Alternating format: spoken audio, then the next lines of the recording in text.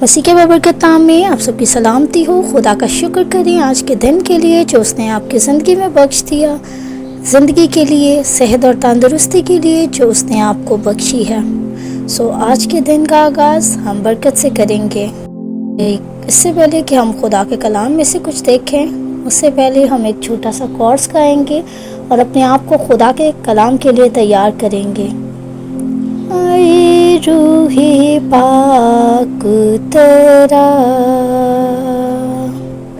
اے روح پاک تیرا،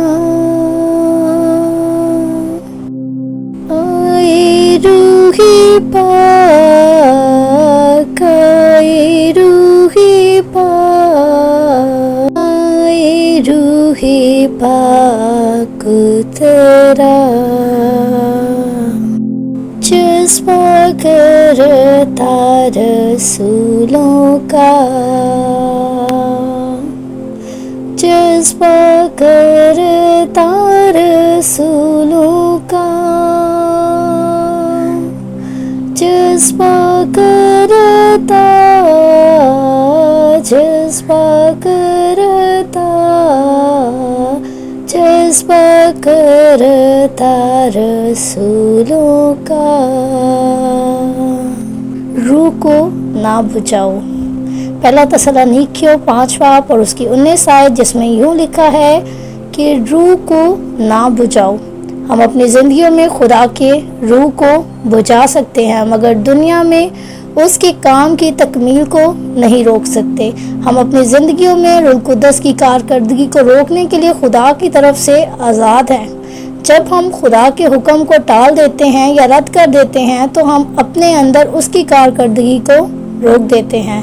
یسایہ نبی اس کا نتیجہ یوں بیان کرتا ہے کہ تم سنا کرو پر سمجھو نہیں، تم دیکھا کرو پر بوجھو نہیں، اور آنکھوں سے دیکھو گے پر ہرگز معلوم نہ کرو گے، کیونکہ اس امت کے دل پر چربی چھا گئی ہے اور وہ کانوں سے اونچا سنتے ہیں اور انہوں نے اپنی آنکھیں بند کر لی ہیں، تا ایسا نہ ہو کہ آنکھوں سے معلوم کریں اور کانوں سے سنیں اور دل سے سمجھیں اور رجوع لائیں اور میں ان کو شفا بخشوں۔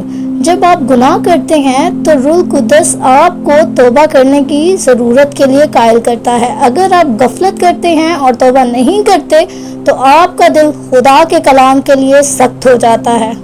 اگر روح آپ کے لیے خدا کی مرضی کے بارے میں آپ کو بتاتا ہے اور آپ اس پر عمل کرنے سے انکار کر دیتے ہیں تو ایسا وقت بھی آئے گا کہ آپ کی زندگی میں روح کی آواز بند ہو جائے گی۔ اگر آپ مسلسل روح کی تربیت کو رد کرتے چلے جاتے ہیں تو وہ دن بھی آئے گا کہ خدا کی طرف سے آپ کو کوئی حکم نہیں ملے گا۔ اگر آپ بار بار خدا کے حکم کو نہیں مانتے تاکہ پھر اس کی آواز نہ سنیں تو وہ آپ کو اپنا تازہ کلام نہیں دے گا۔ ہوشیار رہیں کہ کہیں آپ اپنی زندگی میں خدا کے روح کی آواز کو رد تو نہیں کر رہے۔ ممکن ہے خدا کے روح کی رہنمائی کبھی کبھی آپ کے لیے مرغوب نہ ہو، مگر یاد رکھیں یہ الفاظ کثرت کی زندگی کی طرف لے جاتے ہیں۔ اگر آج آپ روح القدس کی آواز کو نہیں سنتے، اپنے گناہوں کا اقرار نہیں کرتے، اپنی غلطیوں پر پشیمان نہیں ہوتے تو پھر روح القدس چپ کر جائے گا، خاموش ہو جائے گا، اور یہ چیز ٹھیک نہیں ہے۔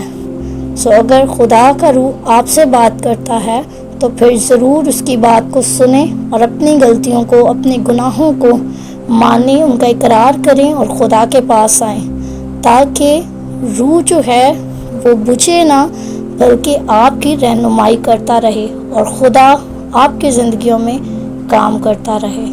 خدا جس کلام کے وسیلہ سے آپ سب کو بہت برکت دے، اور ضرور آپ اس برکت کو دوسروں کے ساتھ شیئر کریں تاکہ دوسرے بھی اس بات کو سمجھ سکیں اور اپنی زندگیوں میں تبدیلی پیدا کریں۔